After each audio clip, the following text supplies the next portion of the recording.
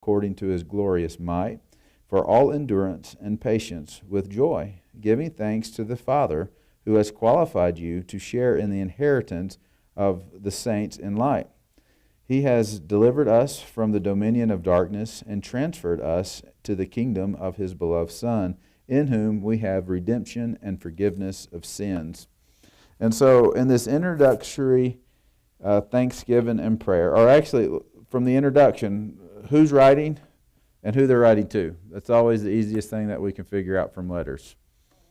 So Paul with Timothy, so his co-worker, and he's writing to the faithful brothers and saints. And so it already starts off cordial, and he acknowledges the good that the church is doing. And so even though we know that he will be addressing problems, he is also commending them for what is going right. And so this is the faithful brethren who have heard the gospel, and they are increasing. So there is fruit within their congregation. What are some of the other things that you may have noticed in this thanksgiving and prayer that Paul writes?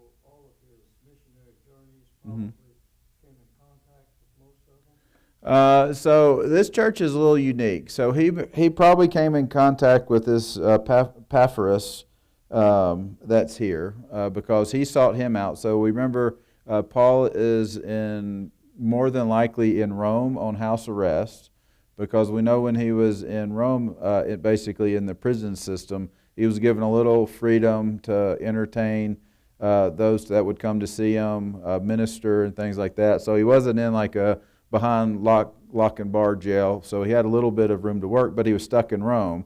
And so he's having to use messengers at this point to go. And so we know from his missionary journeys in Acts that he actually hasn't been in this church. But he does, when he can, makes a circuit to places that he can. But, some areas were very hostile to Paul, and so they would run him out at the, Evidently, they had to have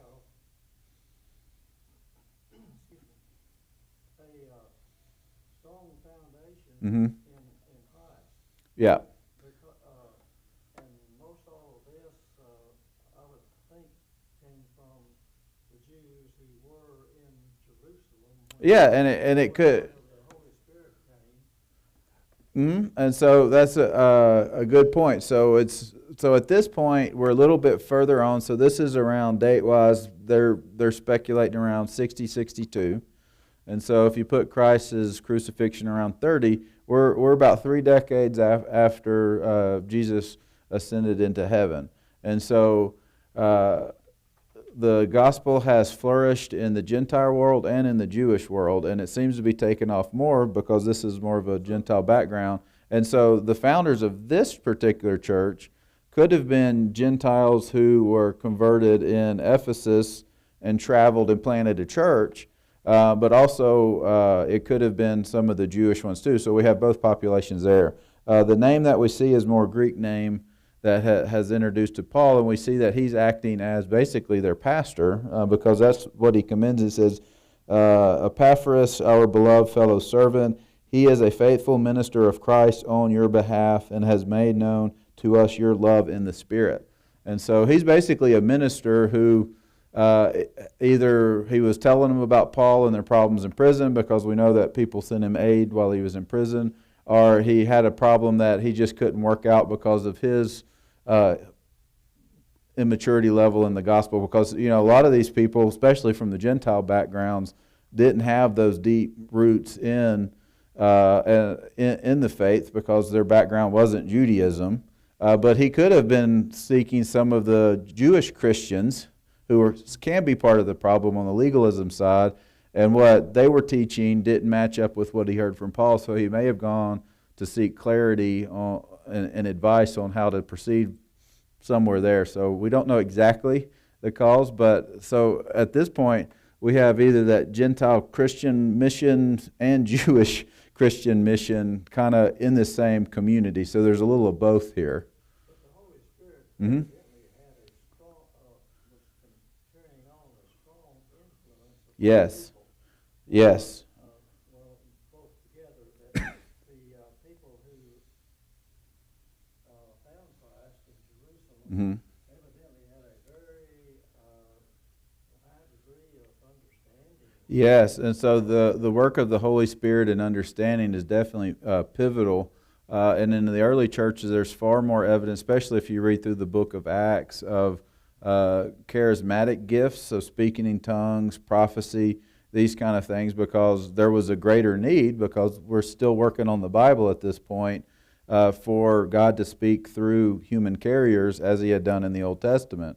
Why does not this happen in our world today? Some say as we have shut our hearts to those gifts, and well, just think about who's more open to different. That would really make the news. Mm-hmm.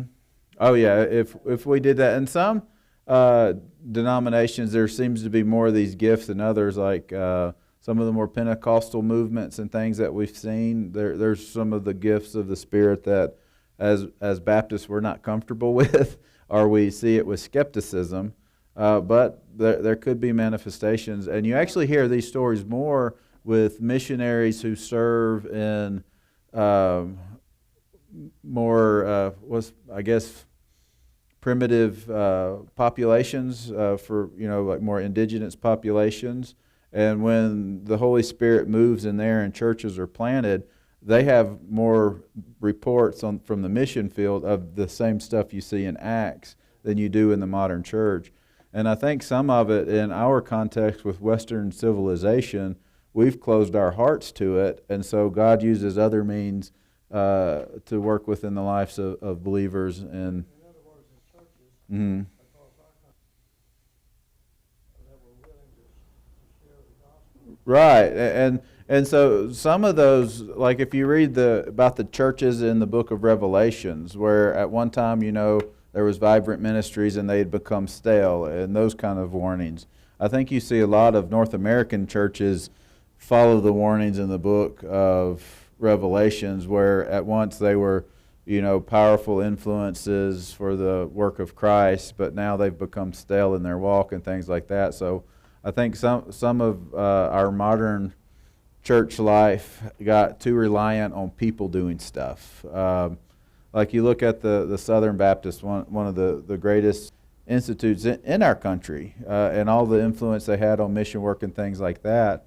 But you can see how it went from a movement of cooperative Christians banding together to carry the gospel to the world, into an institution that must have been defended at all costs, to where, this has been happening for decades, where they would rather lose fellowship with other believers to maintain what they believe is accurate than those kind of things.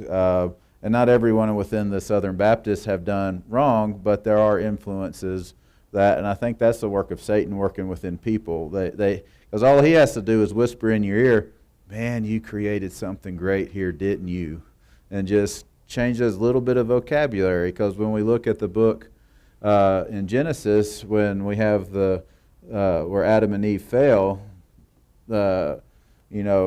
Satan doesn't really just force them to sin. He just easily changes the language just slightly. Well, did God really say, these kind of things? And I think that's where we fail as human beings, is we quit giving God all the credit and we start looking at our accomplishments and what we did. And Maybe today, is it because of the internet, the cell phone, the television?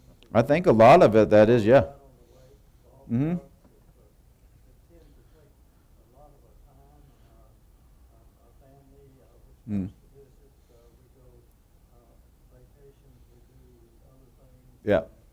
Not related to the Bible, that are not non-Christian, but they are things that just take us away. Yeah. So all that I think is right, and I think that the devil uses a lot of that to kind of twist people in a direction. So think back on your history lessons. If you're looking at the Industrial Revolution, what was that? What did that promise mankind or humanity? What was the driving force behind that? Yeah, it was going to make things easier and everybody be more productive. But did people's life get easier? Now, some of the advances kept people, brought in health and things like that, because they learned when you pack that many people in cities, you get sick. And then somebody started studying germs and realized when you're throwing your sewage out your window and it's going into your drinking water, it's contaminating that. And so we learned a lot of stuff, but it didn't bring that promise of, the utopian world. And then so we changed to another thing. So then you had the age of enlightenment, so the Renaissance and all the recovery of learning and things that got lost during some of the periods of plagues and all that kind of stuff. And then that brought this fervor of, if we just educate everybody and spread all this knowledge, then everything's going to be great, and we will usher in this new heaven and new earth. But then it ended with Christian nations killing each other in World War I, followed right behind with World War II. And what we got out of the Industrial Revolution was more work and also weapons of mass destruction on a global scale. And so when you look at all these pieces, is what man tries to do to make man's position in this world better seems to keep taking us further away. And so with technology and things, with what you mentioned, I think our goal was to share information so that we could be more connected with other people. Because in the day when it took you weeks or months to find out if your loved one who was serving overseas was even still alive or how they were doing, to now you can video chat with somebody on the other side of the globe and see them and what they're doing. That all sounds great.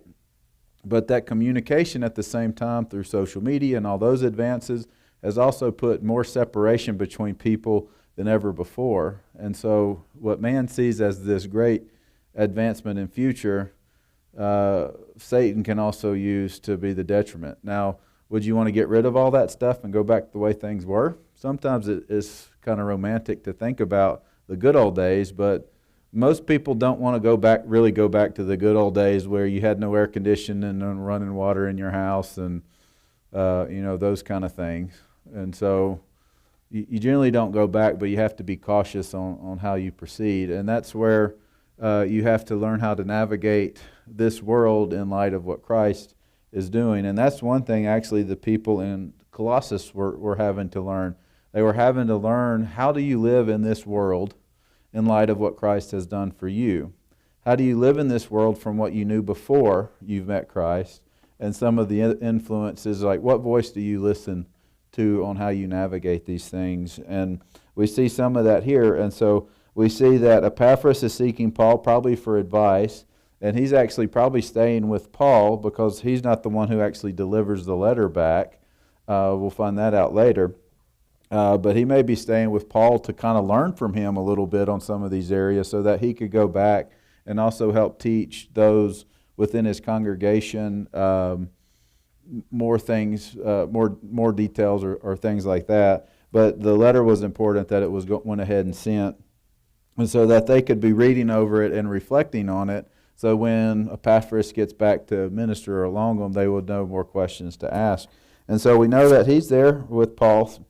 And they send this letter back, but then what are they praying that will take place in this church? We see that in kind of that second paragraph. It says they want to be filled with knowledge, spiritual wisdom, and understanding. But why do you need knowledge, spiritual wisdom, and understanding? The next part is, so, verse 10, as you walk in a manner worthy of the Lord, fully pleasing to Him, bearing fruit in every good work, and increasing in the knowledge of God. And so their prayer is that they grow to understand more about what Christ has done and understand who Christ is, so that they may actually live out that walk and also bear fruit in it. Because what is the worst thing you can do to your testimony?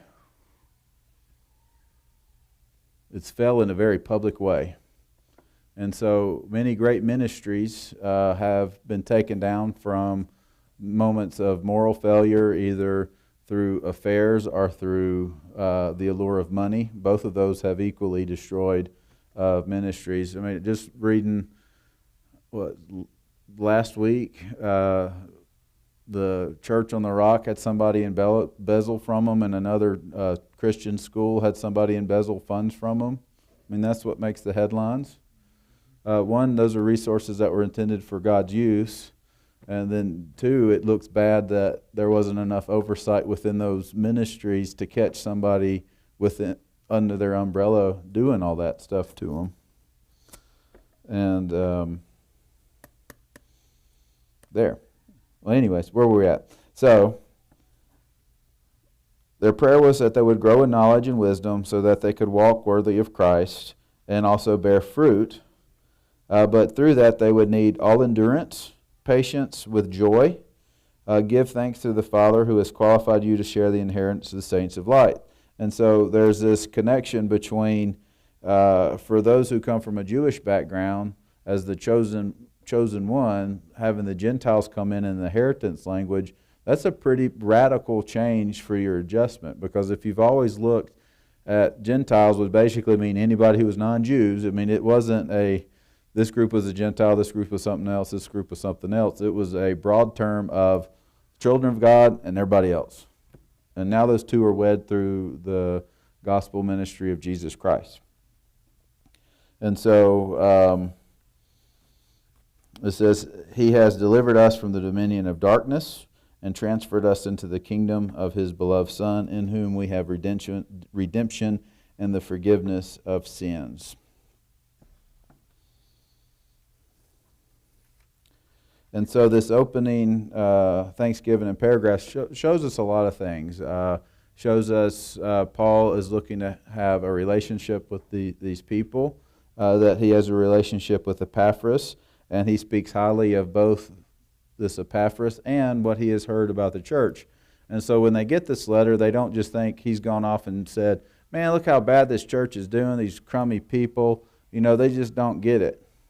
No, he basically went and bragged on it. He's like, my church, these people are great. They're filled with the Spirit. They're talking about it to their friends. Their friends are coming to know the Lord. They're struggling with this. And so that's how Paul responds, is he doesn't just look at what they're doing wrong, but he also looks at what they're doing right. And, they're Spirit-filled people. They've just got some parts of theology that they need to be steered back into the right course.